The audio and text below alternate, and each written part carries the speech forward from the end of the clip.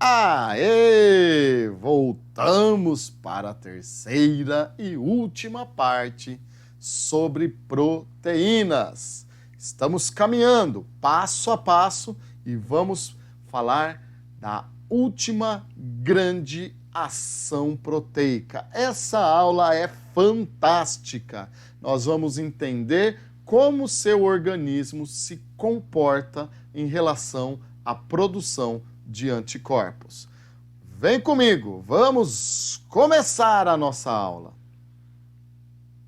Então, para a gente poder entender, galera, primeiro vamos começar a falar do conceito de imunização. Tem a ver com o sistema imunológico e assim vai, tá? Imunização é o mecanismo pelo qual um organismo cria uma forma de neutralizar um antígeno. Então, o que é antígeno? É todo corpo estranho ao nosso organismo. Por exemplo, uma proteína presente no camarão, que para mim não causa alergia, ok, ele não é um antígeno. Para uma outra pessoa que tem alergia ao comer o camarão, a proteína daquele camarão que causa alergia a ele é um antígeno, é um corpo estranho. Tem pessoas que têm alergia de poeira, tem pessoas que têm alergia a pólen. Não é só casos alérgicos, tá? Qualquer doença ou qualquer substância que te tire do seu estado normal de saúde é considerado um antígeno. Então, vamos lá. Como é que funciona o nosso organismo em termos de combate aos antígenos? Então, temos aí uma briga, ao versus. Antígeno, quem combate o antígeno é o anticorpo. Pelo que eu já falei para vocês, antígenos são corpos estranhos que invadem o organismo e podem ser proteicos. Na verdade, nós só conseguimos combater efetivamente proteínas estranhas. Mas como assim? Então vamos lá. Vírus tem proteína? Sim, vírus tem a cápsula proteica. Eu consigo fabricar anticorpos. Bactéria tem proteína? Tem, na sua membrana plasmática. Consigo fabricar anticorpos. Protozoário, fungo, enfim. Todos os organismos vivos, com exceção do vírus que tem cápsula proteica, todos os outros apresentam membrana plasmática e proteína. Então, eu consigo fabricar anticorpo contra essas proteínas. Só que é mais bonito eu falar contra esses antígenos. Então, o que é o anticorpo? São proteínas sintetizadas pelo organismo para combater, olha a palavra, especificamente, o antígeno. Então, eu só consigo produzir anticorpo ou se eu receber ele pronto de um outro organismo, ou se eu fabricar o meu próprio anticorpo. É a temática da nossa aula de hoje. Então, a briga é proteína estranha contra proteína que eu faço para destruir a proteína estranha. Estamos falando no mesmo nível molecular. A briga é entre proteína. Ok, galera? Então, vamos lá. Pensando na ação de antígeno e anticorpo, nós vamos falar dos tipos de imunização. Galerinha, existem dois tipos de imunização, a passiva e a ativa. O próprio nome já nos confere, já nos sinaliza como vai ser essa imunização. Eu falei para vocês que existiam duas possibilidades da gente apresentar o anticorpo. Ou recebendo de um organismo pronto, ou produzindo. Pega esse conceito e tenta aplicar aí nessa imunização passiva e imunização ativa. O que você imagina? Acho que você imaginou certo. A imunização passiva, o organismo em questão, por exemplo, eu recebo os anticorpos pronto. Eu não fiz nada, eu sou passivo, eu apenas recebi. Então, a imunização passiva, recebemos os anticorpos prontos, não produzimos. A ativa é o oposto, né? A imunização ativa, o organismo produz os seus anticorpos quando ele entra em contato com o antígeno. Passiva você recebe pronto, ativa você produz. Tudo bem? Próximo passo. Vamos lá. Vamos falar da imunização passiva, galerinha. Pessoal, existem dois tipos de imunização passiva. A imunização passiva natural e a imunização passiva artificial. Então, pegando o conceito, o que é imunização passiva? É você receber os anticorpos pronto. Naturalmente, vamos pensar numa situação que um organismo poderia receber os anticorpos pronto de maneira natural. Para você que pensou no jovem bebezinho ou no embrião, foi para o caminho certo. Porque pelo aleitamento, pelo leite que a mamãe dá para a criança, a mamãe produziu anticorpos de maneira ativa. Esses anticorpos estão presentes na circulação sanguínea. E essa circulação, essa água da circulação, uma parte dela é usada para fabricar o leite. E esse leite, nessa porção, tem os anticorpos da mamãe. Então a mamãe produziu de maneira ativa e passou para a criança. A criança apenas recebeu esses anticorpos. E antes de ser criança, também via placenta, né? Então, durante o período gestacional, a mamãe pode passar os anticorpos dela para a criança via placenta. Lembrando que os anticorpos são proteínas, e as proteínas têm capacidade de atravessar a placenta e pelo cordão umbilical chegar até a criança. Então, dessa maneira, existe, às vezes nos exercícios eles falam de imunização passiva natural transversal, tá? Transversal é via placenta, mamãe e criança. É só uma nomenclatura. Agora, galera, como é que você acha que poderíamos receber esses anticorpos prontos de maneira artificial? Sim, um organismo produziu, foi lá ao laboratório, extraiu esses anticorpos e armazenou. Quando você precisa, você pega esses anticorpos e aplica no seu organismo. Então, isso que eu contei para vocês basicamente é o soro. Então, recebendo os anticorpos prontos, esse tipo de mecanismo é chamado de soro. Não é aquele soro de hidratação do hospital, ó. Esse que eu tenho aqui hoje, ó. Não é o soro de hidratação do hospital. Não é. É o soro antiofídico, é o soro antirrábico. São anticorpos que estão armazenados. Vamos entender um pouquinho melhor, então, como o soro é fabricado? Porque depois a gente precisa gerar conceitos aí. Então, primeiro de tudo, vamos imaginar uma picada de cobra. Então, você foi andar lá no meio do mato, não prestou atenção, pisou na cobra, ela para se defender, uma cobra peçonhenta, te picou. Atenção! Cobras que não têm veneno, o nome correto é mordeu. Tipo a jiboia, morde. A cascavel, que é um animal peçonhento, pica, porque pela picada ela inocula o veneno, tá? Então, curiosidades biológicas. Cobras não peçonhentas mordem, cobras peçonhentas, cobras venenosas picam. Então, galera, quanto tempo você acha que demora para você fabricar anticorpos? Numa situação normal, pensa numa gripe. De 7 a 10 dias para você fabricar seus anticorpos de maneira ativa, que a gente vê daqui a pouquinho, tá? Então não dá tempo de você fabricar seus anticorpos contra o veneno da cobra, contra o antígeno da cobra. Mas se você não quer fabricar, algum outro ser humano, pode aplicar o veneno em mim que eu vou viver vendendo anticorpos. Não existe isso. Então eu tenho que escolher, atenção, um outro animal, tá?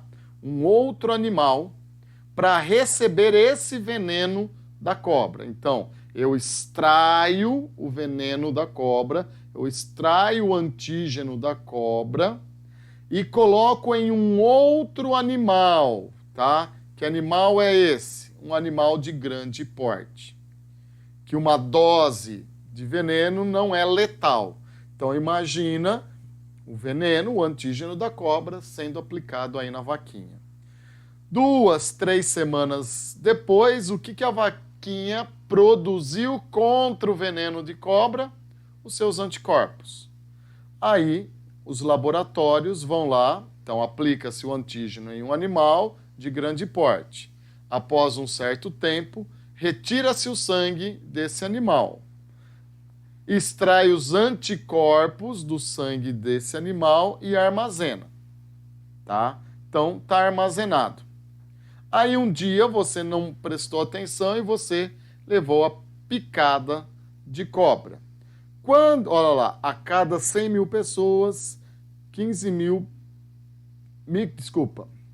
mil pessoas, 1.500 foram picadas por cobras na Amazônia.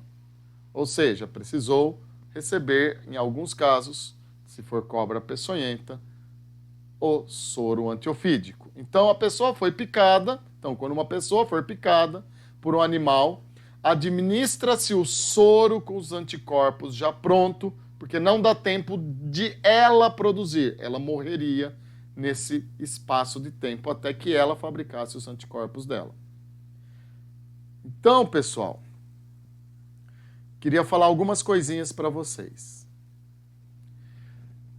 O soro, ele tem uma ação remediativa ou preventiva. O soro antiofídico, ele serve para prevenção contra a picada de cobra ou para remediação? Isso, remediação. Você toma o soro depois que você foi picado. O que você recebeu no soro? Os anticorpos prontos. Por isso que é uma imunização passiva. De quem que é esses anticorpos? De um animal que não é sua mãe. Então, foi preciso fazer em laboratório, por isso que é artificial. Só que eu pergunto para vocês, o que são os anticorpos mesmo, galera? Anticorpos são proteínas. E os anticorpos que você recebeu no soro é do boi, é da vaca, é do cavalo. Então, as proteínas do soro, ou seja, os anticorpos do cavalo, também é um corpo estranho para você. Também é antígeno. E depois de 1 semana, 2 semanas, seu organismo eliminou o soro do seu corpo. Então, se daqui a 1 mês você receber uma nova picada de cobra, você tem que tomar soro novamente. Porque a ação dele é de curta duração. Por que é de curta duração? Porque as proteínas, os anticorpos, é de um outro animal que não é humano. Tudo bem? Vamos agora falar da imunização ativa. Existe a imunização ativa natural e a imunização ativa parcial. Galera, como que você pode naturalmente produzir seus anticorpos? Da maneira mais fácil de todas, ficando doente. Uma vez que você tenha rubéola, nunca mais você vai pegar rubéola. Então, eu nunca mais pego a mesma gripe, professor? Não. O que você pega são vírus mutantes. Então, as mutações geram novas espécies. Por isso que cada ano você toma uma nova vacina. Já citei aqui, né? Já dei spoiler, uma nova vacina para gripe, tá? Então, uma vez que você ficou doente de um tipo de influenza, que é a gripe, você não fica mais doente dela, tá? Por quê? Porque você produz esses anticorpos e depois você armazena um grupo desses anticorpos, dessas células chamados linfócito T, linfócitos de memória, e quando entrar o vírus, entrar bactéria, protozoário novamente, a resposta imunológica, porque você já tem esses linfócitos, é muito mais rápida. E não dá tempo do antígeno gerar os sintomas da doença, ok? E a imunização ativa artificial, como eu já falei, é a vacina. E o que é a vacina? É você induzir o seu corpo a fabricar seus anticorpos. Como? Então, manipulando o antígeno, deixando esse antígeno fraquinho, a ponto de ele não causar os sintomas da doença, ele não evoluir para um quadro de doença dentro de você. Então vamos entender agora como uma vacina é fabricada. Então, lá no laboratório, cada vacina, pessoal, é fabricada de uma maneira diferente. Vamos aproveitar e falar um pouquinho do coronavírus agora. Vamos usar esse exemplo que agora está na moda. Por que está demorando tanto tempo para surgir uma vacina contra o coronavírus e a vacina da gripe ela é feita anualmente?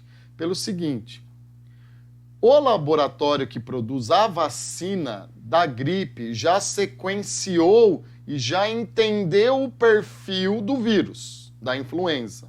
Ele só trabalha as mutações. Então houve essa mutação, eu mudo a vacina que já existe nesse sentido.